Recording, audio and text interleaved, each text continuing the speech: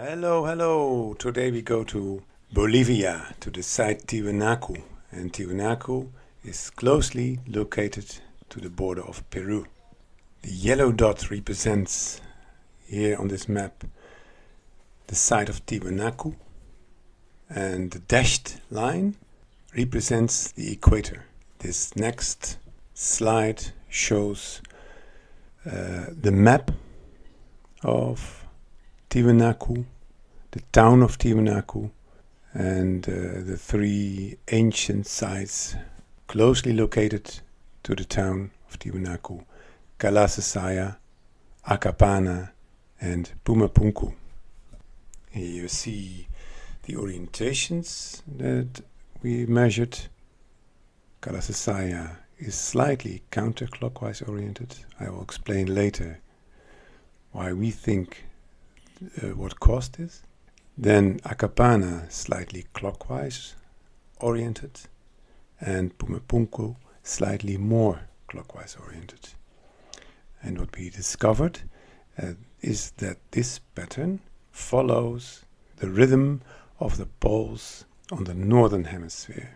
Tiwanaku's buildings are oriented to the South Pole, and the South Pole also moved in the same way as the North Pole, but with the difference is that the South Pole was much more steady.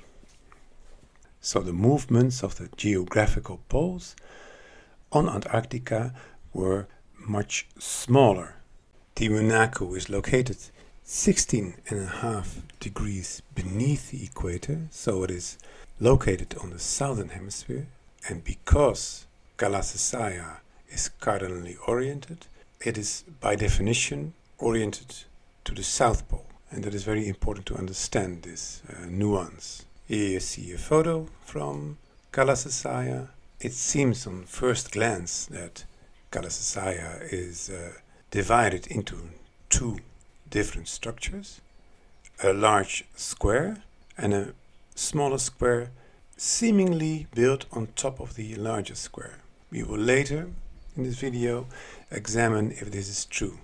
Here you see the large square and here you see the small square. Kalasasaya is slightly counterclockwise rotated, minus 0.3 degrees. The most probable cause of this little anomaly is the restlessness of the South American plate. Here you see recent GPS measurements of the South American plate, and by looking at the arrows you see the direction in which the plate moves and rotates. And what is very interesting is that the rotation of the plate is opposite to the rotation of both the sites Acapana and Pumapunku. And that means there is another force than only plate tectonics. And this force are the crustal deformations that are responsible for the rotations of these both sites. And that means that Kalasasaya is the youngest of these three sites. Acapana is older than Kalasasaya, and Pumapunku is older than Acapana. And these patterns follow the crustal deformation directions of the poles that we have discovered. Our observations are confirmed by the extent to which the buildings were buried. This satellite footage of 1972 shows the difference between Acapana and Kalasasaya. Acapana is totally buried underneath large amount of soil, while Kalasasaya is clearly visible. Here are some old photos from Kalasasaya. Kalasasaya was uncovered, while Acapana was still totally covered. Maybe even they thought it was just a hill, and then later they found that it was also an ancient site. At that time, Pumapunku was not even visible. It was totally buried underneath a large amount of soil. So this pattern confirms the orientation patterns. The more clockwise they are oriented, the deeper they were buried underneath soil. And these two patterns match. So the older structure, the deeper they are buried. Here's some recent research about the buildup of soil. The rate to which soil builds up depends a little bit of location, latitude and climate and so on. To build up about 40 inches, so around 1 meter of soil, takes between 50,000 to 100,000 years. So it is a myth to believe that if a site needs to be excavated of, let's say, 80 or 100 inches of soil, it can be a few thousand years old. That is simply impossible. Arthur Poznański, who was an illustrious pioneer of archaeology, spent a large part of his life researching Tiwanaku.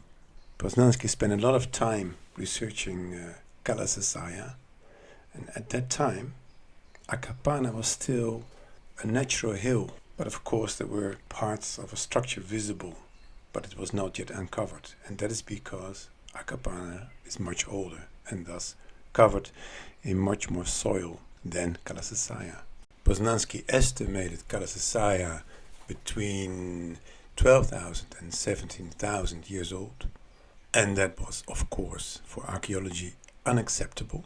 Based on our research, we estimate Kalasasaya between 15,000 to 27,000 years old. The first stage is built 27,000 years ago, and the second stage is built around 15,000 years ago. And that is based on mathematical facts. How did I came to that conclusion? For that you need to know a little bit more about solstice angles. If you're at the equator as an observer, then the solstice angle is the same as the tilt angle of the Earth. And here you see the tilt angle of the Earth. But when you are at a latitude, for example, of minus 50 degrees or plus 50 degrees, so let's say a little bit above New York, then your solstice angle is quite larger than the tilt angle. At the typical latitude of Tiwanaku, minus 16.55 degrees, the solstice angle is 24.6 at today's tilt angle of 23.5 degrees. And when you look at the large square of Kalasasaya, when you stand at the position of the observer, then we have, based upon the size of the square to both corners, a typical angle of 24.68 degrees. And we used for this calculations this formula for determining the solstice angle. We can swap the positions of the variables, so we can isolate the tilt angle. Here you see the formula for that. And this results in a tilt angle of around 23.6 degrees. Here you see a graph of the tilt angle of the Earth over the last 100,000 years. It is very unlikely for Kalasasaya to be older than 35,000 years old. That is why you'll see these two solutions of minus 1,500 years old and the other 27,000 years old. You see a little bit margin of errors results in a very narrow band. So this margin of error has very little influence on the age. And as you might know, the crust became stable at around 26,000 years ago. Within the margin of error, this 26,000 years ago is also a possibility. That means that we have a good solution for the age of Kalasasaya, first stage, to be at around 26 or 27,000 years old. The second stage of Kalasasaya, the small square within the large square, the small square is built on top of the large square, so this suggests it to be younger than the large square. We think this is caused by a changing tilt of the Earth, so that means that this large instrument to measure the seasons, and when 1 year was passed, was not accurate anymore due to the changing tilt of the Earth. And that is why they built a smaller instrument on top of a larger instrument. Poznański believed that the position of the gate of the sun was originally at the location of this yellow dot, and he is probably right. And when we look at the angles from this proposed gate of the sun to both corners of the small square, we will find an age of approximately 15,000 years. And this 15,000 years old gives an unambiguous solution, so to speak. When we look at the combination of all factors together, so that is a steady crust starting from around 26,000 years ago, the small square built on top of the large square, and then Kalasasaya buried underneath a layer of soil, we can be very certain about the true age of Kalasasaya. And next video will be about Akapana and how it was used. Tiwanaku gives us an indication of the positions of pole 2 and pole 3, which is very interesting.